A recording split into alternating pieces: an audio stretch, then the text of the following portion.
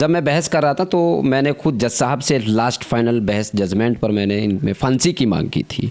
हमारे साथ जो शख्सियत मौजूद हैं उनका परिचय कराने की ज़रूरत नहीं है, लेकिन फिर भी आपकी जानकारी के लिए बताना चाहूँगा कि हमारे साथ इस वक्त वरिष्ठ समाज सेवी और वरिष्ठ एडवोकेट जाकिर भाई हैं। और चौधरी साहब का मैं स्वागत करता हूं कि हमें उन्होंने अपना कीमती समय दिया है। बहुत बहुत शुक्रिया पत्रकार साहब। अच्छा सर, कुछ दिनों से मैं देख रहा हूँ सोशल मीडिया पे भी ये तस्वीरें चल रही हैं, आपके न्यूज़ भी मैंने देखी है कि आपके पास एक मुकदमा आया था और बहुत ही बताया जा रहा है कि बहुत एक तरीके से कहें कि जिनके ख़िलाफ़ वो मुकदमा था पावरफुल व्यक्ति हैं और जो पीड़ित थे, जो विक्टिम थे उसमें, वो ज़्यादा पावरफुल नहीं है। फिर उस मुकदमे के बारे में ये बताया जा रहा है कि उसमें आपको बहुत बड़ी कामयाबी मिली है। पोक्सो का वो कुछ मामला था, तो थोड़ा सा उसके बारे में बताएं। पत्रकार साहब, मैं सबसे पहले तो आपका शुक्रिया अदा करना चाहूँगा कि आज आप मेरा इंटरव्यू लेने के लिए खुद चल कर आए हैं। उस केस के बारे में अगर मैं बात करूं तो ये गागलहेड़ी के एक गांव है, थाना गागलहेड़ी का, जो वहाँ ये थाना गागलहेड़ी में मुकदमा लिखा गया था सन 2022 में। और मुकदमा जो है क्राइम नंबर 170/22 और ये धारा 377 IPC व सेक्शन 5M/6 पॉक्सो एक्ट के तहत ये मुकदमा लिखा गया था। और इसमें जब मुकदमा लिखा गया तो मुलजिम को जेल भेज दिया गया था और वादी की तरफ से हमें वकील किया गया था। इस पूरे मुकदमे की पैरवी मैंने खुद की है। अच्छा, तो शुरू से ही आपके पास ही था मुकदमा? ये मुकदमा स्टार्टिंग से मेरे पास है। इसमें शुरू से पूरा मुकदमा मैंने लड़ा है। ये सब देखिए, पॉक्सो और IPC दोनों में फ़र्क है। IPC इंडियन पैनल कोड जो है, जो उसकी धारा 377 लगी है, यानी कि अननेचुरल ऑफेंस, बुकरम की जो बात है, इसमें मात्र 10 साल की सज़ा है।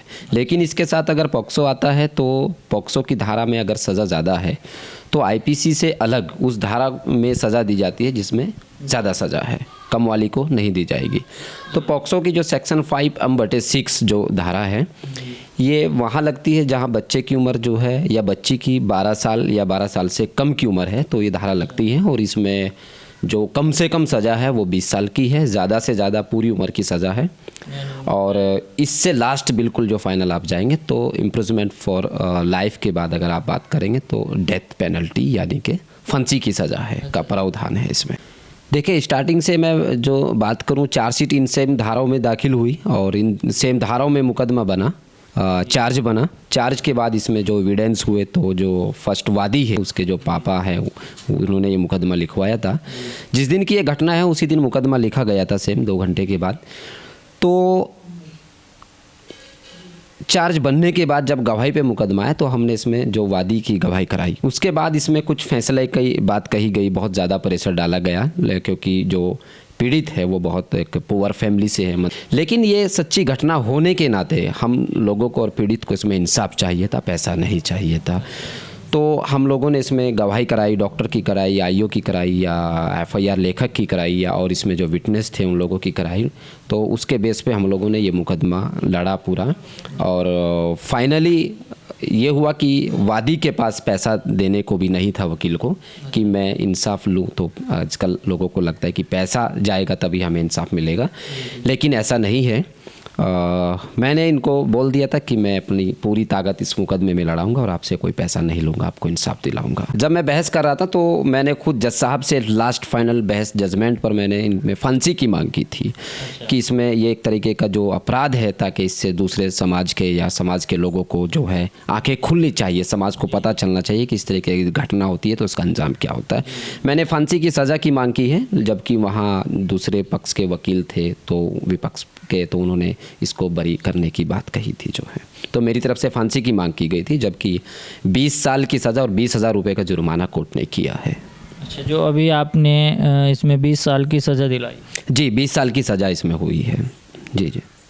लोगों में ये एक भ्रम भी पैदा हो चुका है कि अगर कोर्ट में जाएंगे तो बहुत सी बार ये देखने को भी मिलता है कि लगातार वकील चक्कर लगवाते रहते हैं, अगली बार ये खर्चे पे खर्चा, तो इससे बहुत लोगों का जो है विश्वास टूटता है।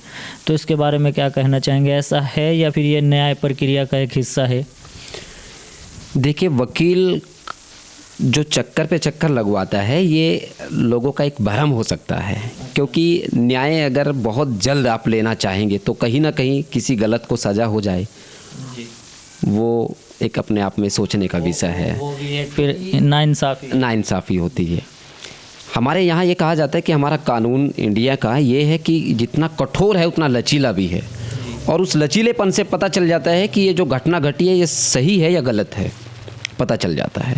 इसीलिए जब कोई अपना मुकदमा लड़ता है तो उसमें गवाहों का आना, एक बार मान लीजिए वादी ने मुकदमा दर्ज किया, फिर वो विटनेस गवाही के लिए कोर्ट में आता है, हो सकता है हड़ताल हो जाए, हो सकता है गवाही का नंबर नहीं लग पाया आपका, फिर नेक्स्ट गवाह ना होता है, वो नहीं आ पाया टाइम से, तो कुछ चीज़ें क्रिटिकल हो जाती है कि उसकी वजह से टाइम बढ़ जाता है। क्योंकि ये बात है कि कोर्ट के ऊपर भी इतना ज़्यादा बर्डन है कि उनके पास जुडिशरी की जजेस की कमी होने की वजह से तो बहुत न्याय मिलने में भी समय लगता है, जजों की कमी है। भारत के अंदर जजों की तो कमी है, बिल्कुल मैं मानता हूँ। मेरे पास ये मुकदमा जब से आया है, मात्र 2 साल इस मुकदमे में चले हैं और इसमें फ़ैसले का बहुत ज़्यादा दबाव प्रेशर डला है, तो वो फिर हो नहीं पाया।